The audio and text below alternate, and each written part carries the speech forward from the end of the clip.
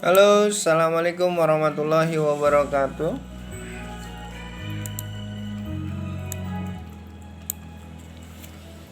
Bersama saya lagi.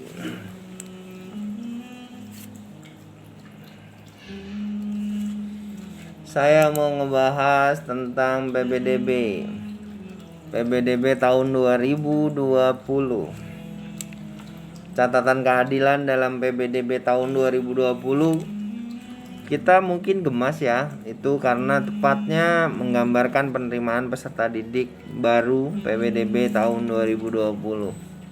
Gemas yang dimaksud tentunya bukan gerakan pakai masker yang viral baru-baru ini, tetapi gemas dalam arti sebenarnya gemes banget sama PPDB tahun 2020, memunculkan dualisme pemikiran yang pro dan kontra terkait kebijakan yang sedang berjalan sekarang ini. PPDB tahun 2020 memprioritaskan usia yang lebih tua untuk masuk ke sekolah jenjang selanjutnya, dalam hal ini lulusan SD yang ingin masuk SMP dan lulusan SMP yang ingin masuk SMA atau SMK. Menjadi kategori yang paling banyak mendapat sorotan oleh para orang tua khususnya. Karena PPDB tahun 2020 ini pemerintah dianggap mengesampingkan soal prestasi akademik dan muncul meme-meme yang menyebutkan kalau enaknya jadi anak kurang berprestasi atau anak yang umurnya sudah tua, yang pendidikannya menengah ke bawah dan tinggal kelas bisa masuk negeri. Persepsi ini menjadi primadona saat ini dan membuat anak yang malas itu seakan tidak pantas dan tidak layak makan bangku sekolah negeri. Sebenarnya kan masing-masing mempunyai hak. Anak pintar, anak yang malas mempunyai hak di sekolah negeri, ya kan? Mempunyai hak, semuanya mempunyai hak pendidikan yang memadai. Mereka hanya malas saja, malas bisa diolah. Mungkin mereka bukan di prestasinya bukan di akademik, mungkin di non akademik mereka menonjol. Kita tidak boleh mengesampingkan itu. Jika kita berpikir secara mendalam tentang apa itu pendidikan sekolah, guru dan tujuan diselenggarakan suatu kegiatan belajar dan mengajar, pastilah ada secerca cahaya untuk memahami kenapa anak yang malas itu harus mendapat fasilitas pendidikan yang baik dan yang juga setara. Secara empiris, anak-anak yang disebut malas itu kebanyakan anak-anak yang tergolong dalam ekonomi rendah. Mereka harus bersusah payah membantu orang tuanya untuk mengisi perut dirinya dan keluarganya untuk melanjutkan hidup. Halo, ditekankan ini. Mereka kerja loh, cari uang buat makan. Terus waktunya digunakan buat cari uang, nggak belajar. Jadinya kagak naik kelas. Mereka tidak seperti anak-anak yang dianggap oleh kelas menengah. Kalau kelas menengah sebagai anak-anak pintar, ya pasti karena satu, gizinya cukup, dua, fasilitasnya memadai, tiga, dia nggak mikirin besok makan apa. Karena kursus di mana-mana dan tidak punya beban untuk mencari makan dahulu. Karena semuanya alhamdulillah bisa dilengkapi oleh orang tuanya. Gimana orang yang lain, bos? Ibu kota Jakarta sebagai barometer pembangunan ekonomi dan pendidikan pun tidak terbebas dari badai PPDB tahun 2020. Kritik tajam dilontarkan ke Gubernur Anies Baswedan dan Dinas Pendidikan. Para pengkritik yang lama-lama seperti penghujat secara deras menyatakan bahwa DKI Jakarta tidak mempunyai keadilan dan konsep PPDB. Karena anak-anak berprestasi akademik yang nilainya di atas 97 itu harus kalah dengan anak-anak yang malas. Saya nggak mau bilang bodoh atau goblok, itu kasar.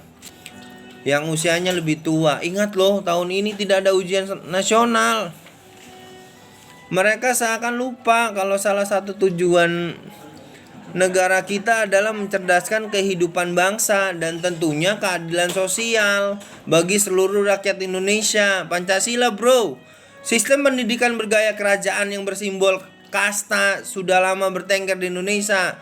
Napas mulai dari Ki Hajar Dewantara dan Tan Malaka dalam membuat sekolah yang rakyat menjadi terlupakan, tergilas oleh industri pendidikan yang cenderung kapitalistik dan bergaya kolonial. Woi, wake up, bangun. Bermunculnya sekolah-sekolah negeri yang disebut favorit dan hanya bisa dijangkau oleh orang menengah ke atas membuat si miskin dan si yang malas harus puas untuk sekolah swasta yang mutunya pas-pasan dengan dompetnya. Kalau sekolah swasta menurut kalian kan Al-Azhar atau Bah. Kalau mereka sekolah swastanya akreditasinya B, tahu nggak? Akreditasinya C. Kenapa? Karena bayarannya murah.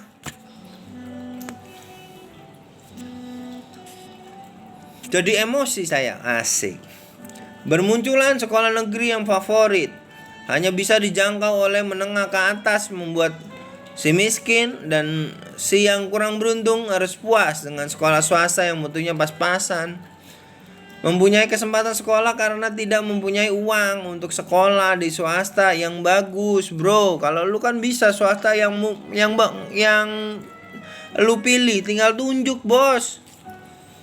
Sejak seluruh sekolah di DKI Jakarta digratiskan, guru PNS secara penuh digaji oleh negara, kemudian sekolah negeri secara berkala mendapat bantuan dana BOS dan BOP dengan jumlah yang sangat-sangat cukup untuk menciptakan pendidikan yang bermutu dan berkualitas.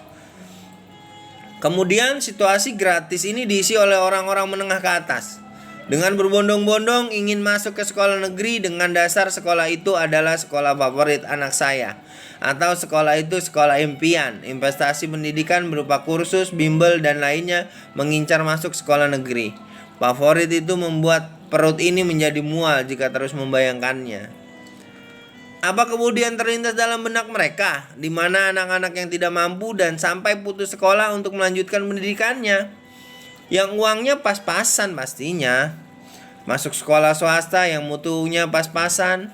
Kemudian mereka lingkungan yang kurang baik, si anak itu tidak mampu, akhirnya terlibat dalam pergaulan yang kelas menengah sebut sebagai meresahkan masyarakat. Nyolong lah, ngobat lah, jual inian ondel-ondel. Itu bukankah dalam pengertian keadilan sosial bagi seluruh rakyat Indonesia yang tertuang dalam sila kelima Pancasila? Tahu sila kelima kan? Rakyat miskin harus mendapatkan hak yang sama, bro. Minimal sekolah yang dimiliki oleh negara. Mari kita tengok SMA favorit di bilangan Bukit Duri. Coba lihat Tebet yang kalau musim hujannya kebanjiran. Kalau mau iseng sebelum ada PPDB zonasi, itu cuma hitung beberapa siswa yang tinggal di daerah Bukit Duri. SMA favorit itu didominasi oleh anak-anak orang tuanya mampu, bahkan sangat mampu. Tapi kenapa nggak disekolahin di sekolah swasta yang bagus ya? Kalau mampu, guru-guru di sana yakin pasti lebih mudah mengajarnya. Karena apa? Rata-rata anak-anaknya sekolah di sana urusan perutnya sudah selesai dan mengikuti kursus ini itu yang biayanya mahal. Diisi lagi masih di kawasan Tebet, daerah Asem Baris. Sekolah negeri yang dibangun di pinggir rel kereta api diisi oleh anak-anak dari Bukit Duri yang ekonominya menengah dan menengah ke bawah. Karena menengah ke atas bisa dihitung, tidak sampai satu rombel. Jarak dari Bukit Duri ke Asem Baris pun terbilang lumayan jauh meski masih dalam satu kecamatan. Kemudian masih di kawasan Tebet, karena tempat nongkrong saya di sana. atau kurang mampu yang tidak masuk negeri harus puas untuk sekolah swasta yang mutunya pendidikan masih kalah dengan sekolah negeri. Dari cerita di atas pasti ada yang beranggapan, wah nanti sekolah favorit jadi turun dong. Anggapan ini cukup dia tanggapi dengan pertanyaan ada lagi. Sekolah negeri yang anggarannya full dari pemerintah kok bisa ada favorit dan tidak favorit? Pertanyaan itu coba direnungkan kembali. Kapan Indonesia pendidikannya mau merata? Jika ibu kota Jakarta belum bisa menerapkan pendidikan yang merata, tuntas, dan berkualitas, bro. PPDB tahun 2020 ini jadikan sebagai refleksi pendidikan kita untuk pendidikan lebih baik ke depannya.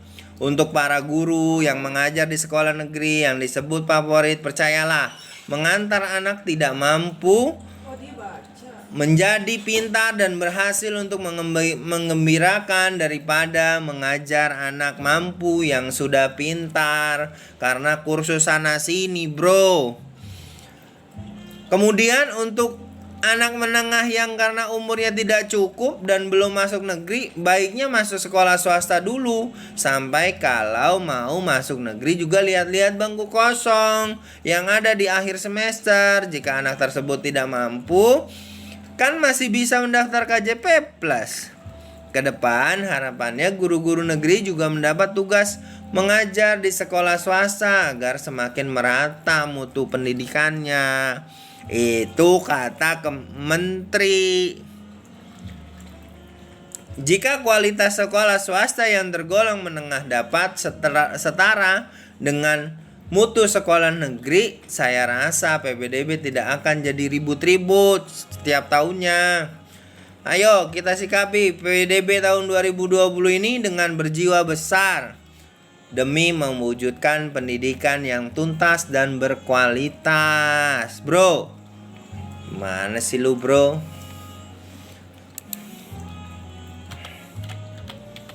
Itulah yang ada yang sekarang PPDB yang bisa kita ini kan. Ya, cuma ada nih sekedar diskusi saja. Mudah-mudahan disikapi dengan bijak dan bisa dijadi bahan diskusi yang membangun ya. Dengerin saya share ini video. Permasalahan yang dibahas adalah 1. Kenapa penerima siswa lebih menekankan umur zonasi ketimbang prestasi nilai? 2. Apakah yang salah dengan titel sekolah favorit? 3. Apakah seorang guru telah benar-benar jujur memberikan nilai secara objektif, valid sesuai real yang ada kepada siswanya? 4. Adakah siswa yang mau secara pribadi menjadi seorang yang berkebutuhan khusus? Nah, itu pertanyaannya. Tingkat pemahaman yang kurang sehingga tidak naik kelas dan berulang-ulang kali. Siapa yang mau coba? Ada yang mau. Mak, saya mau nggak naik kelas. Ada nggak yang mau? Pasti nggak ada kan? 5 nih. Apakah dengan sistem pembelajaran klasikal perbedaan tingkat pemahaman siswa jadi perhatian yang serius oleh guru untuk mendiagnosa pembelajaran tiap-tiap siswa? 6. Apakah orang tua siswa benar-benar fokus terhadap perkembangan pembelajaran anaknya di rumah, khususnya pada saat pandemi ini, seperti halnya guru memberikan penilaian pada siswa? 7. Apakah siswa yang didahulukan sering tidak naik kelas, nakal, malas, tidak sukses di kemudian hari? Ayo pertanyaannya. Emang ente bisa tahu kalau anak yang kagak naik kelas sama bandel itu jadi pencoleng? Bisa jadi dia jadi presiden. Kita nggak ada yang tahu garis tangan manusia, bro. Ya nggak?